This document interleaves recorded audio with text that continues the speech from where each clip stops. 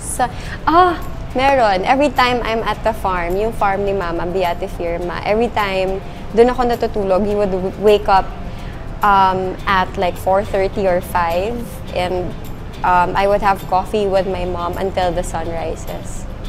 So that's like the fondest memory of sunrise for me, because it's very meaningful. Like, it's nice to be able to like catch up with my mom and talk about the future.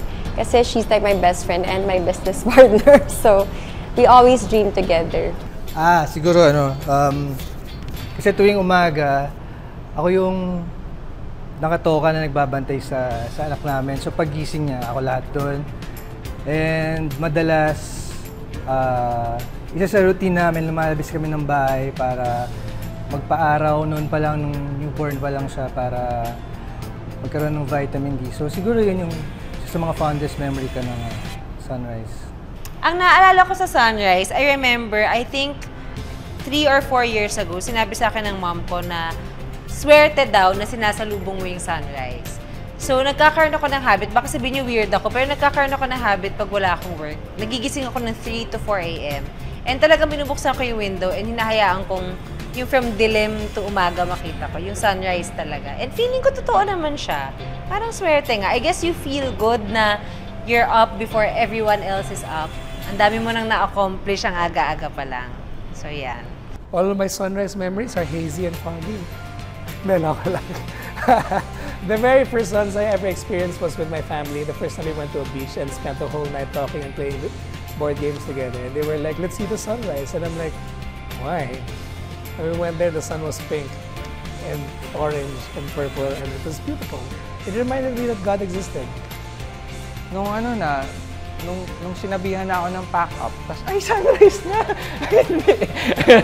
Hindi, sunrise kung, ng time nung sa lolo ko, mahilig kasi yun sa magkape sa umaga. So, hilo. I mean, hilo.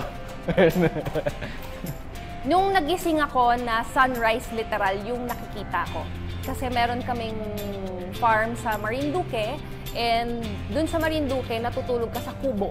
Like literal na kubo. Nagkaroon ng chance na nung natulog kami doon, hindi namin clinose yung... Kasi may katsa yun na pang cover. So hindi namin siya clinose kasi gusto namin ma-experience yung ginising ka talaga ng sunrise.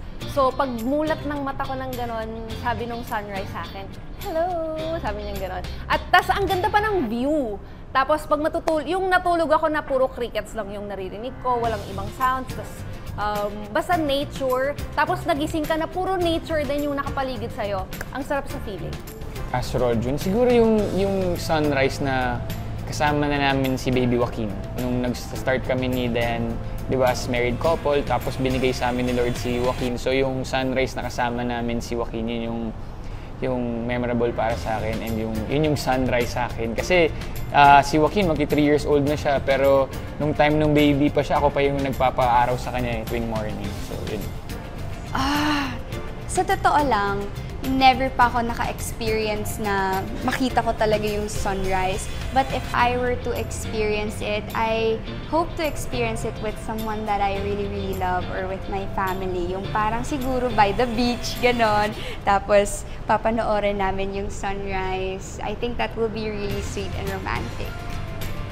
Beach trip. Sunrise. Yun yung pinaka-naalala ko pag narinig ko yung sunrise. Beach trip, kasi mahilig talaga ako sa beach, and favorite ko yun na pag nasa beach ako, gumigising talaga ako na maaga para abangan yung sunrise.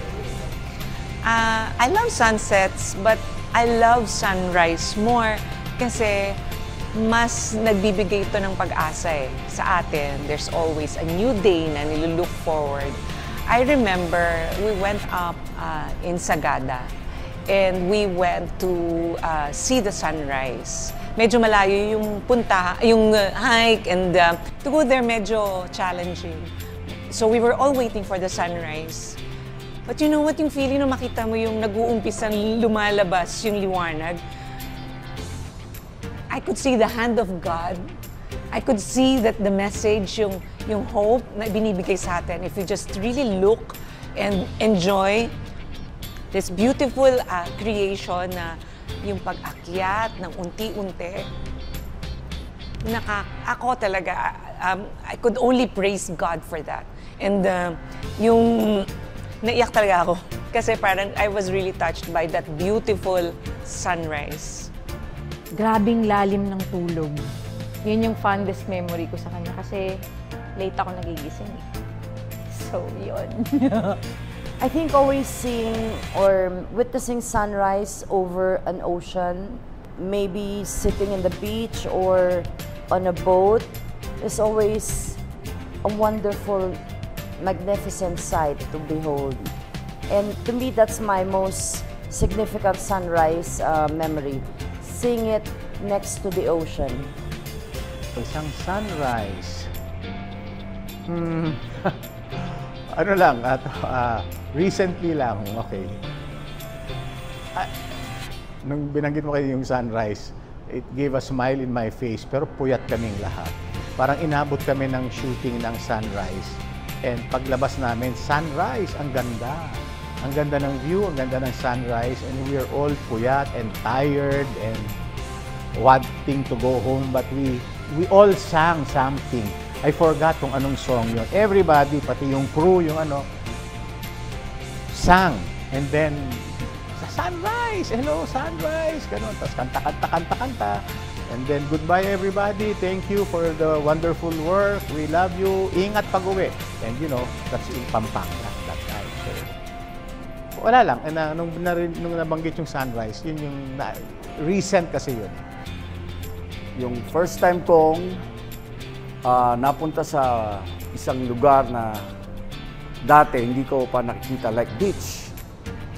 First time ko nakita yung sunrise, doon ko naisip na this is God-given view.